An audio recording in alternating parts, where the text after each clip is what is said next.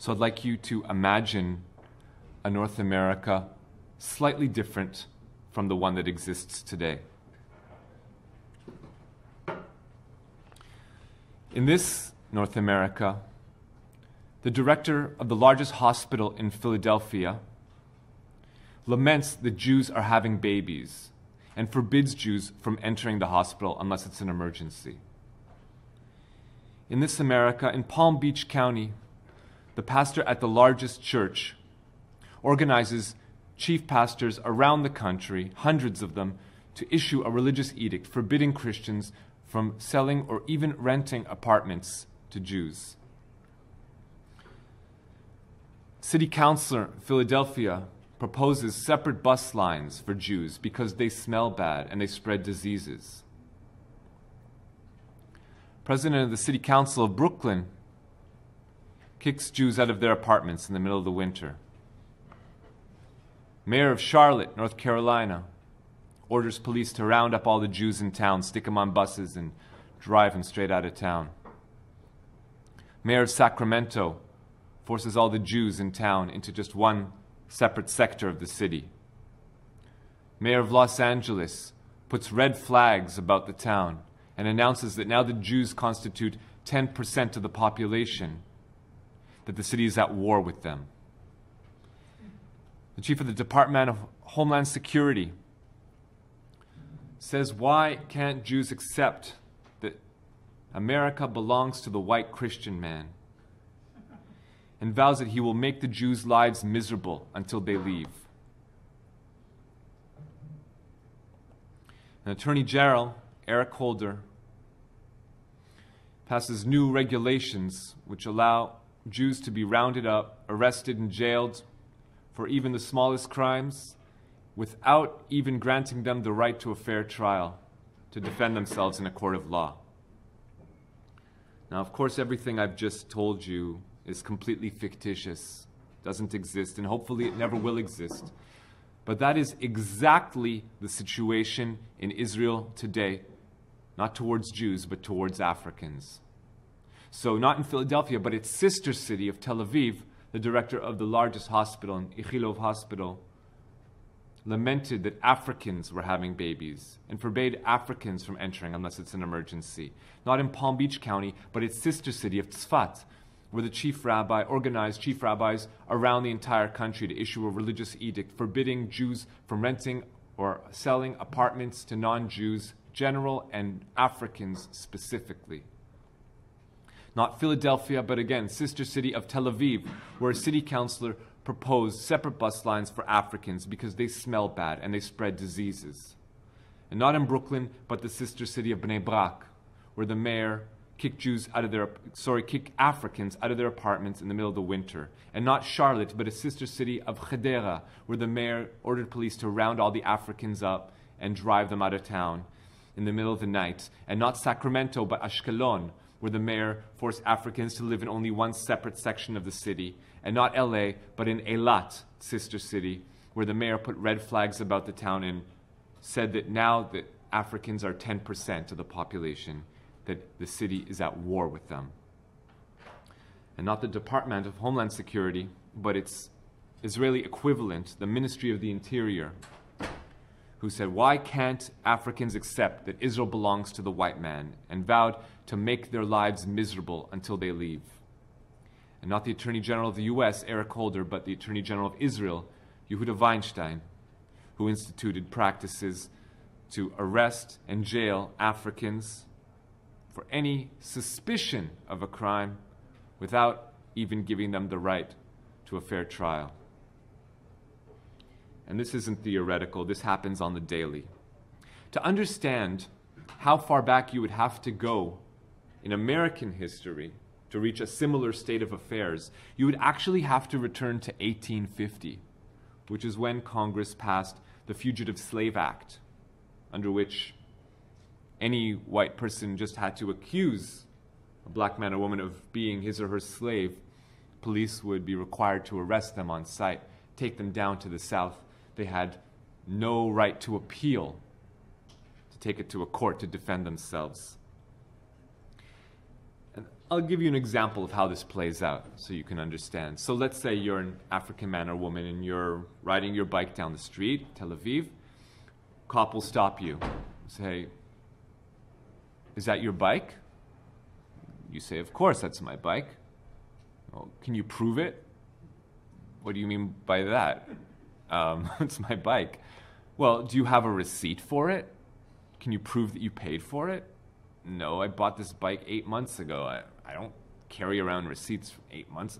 Well, I'm sorry. You're under suspicion of stealing this bicycle. You're coming with me to jail. You're off to jail. No appeal. That's the situation. Now, I'm not talking about the Africans that Israel airlifted to the country in the late 80s and 90s. I'm not talking about the Africans that serve in the Israeli army, or the Africans that serve in the Israeli Knesset, or the Africans that win beauty pageants. Okay? I'm not talking about African Jews, or Jewish Africans, or Ethiopian Israelis, as they're often called.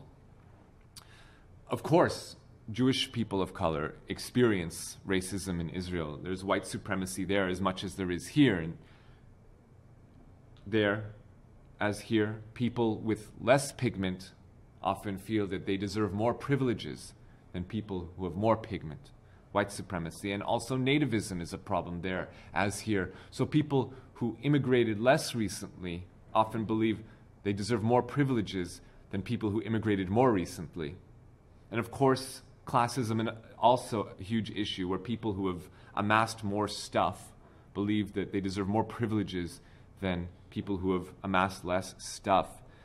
But on top of all of these layers of oppression, there's Jewish supremacy, where people who are Jewish or more Jewish, however you would define that, often believe that they are due more privileges than those people who are not Jewish or people who are less Jewish.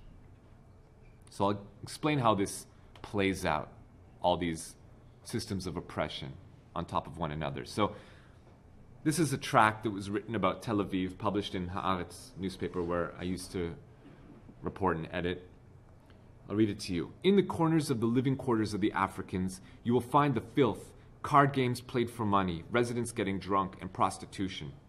The Africans bring this way of life with them when they migrate, and it's no wonder the crime in the country is on the upswing. Young women and even young men are again not safe going out in the streets alone after dark. Now, this text could very easily have been written last week or last month about African asylum seekers, but it was actually written in 1949. It wasn't written about these Africans who've only just recently immigrated to the country. It was written about these Africans, Jews from Morocco, Tunisia, Algeria, Libya, Egypt, Mizrahi Jews who immigrated to Israel in the late 1940s. The same kinds of racism was directed at them. So, again, Jewish people of color also experience racism in Israel, but it pales in comparison. Pun very much intended. It pales in comparison to the discrimination that non-Jewish people of color face. So, who are these people? Then, let's see, we're here in Turtle Island, otherwise known as North America, and here Israel, Palestine, and Northeast Africa. I'm going to zoom in there, and these are the names of the countries presently. I'm going to take most of them away, just focus on the main actors here, zoom in. So, 2000s, you have a large stream of Sudanese refugees heading towards Libya, and from there on to Europe. But the European nations who wanted to reduce African immigration, they cut a deal with Gaddafi. They said, if you agree to police your maritime borders and prevent Africans from entering the European continent, then we'll purchase more oil from you. So they struck a deal, and after that, that migration route was cut off. And then you have Sudanese refugees heading towards Egypt. And a little while later, on to Israel.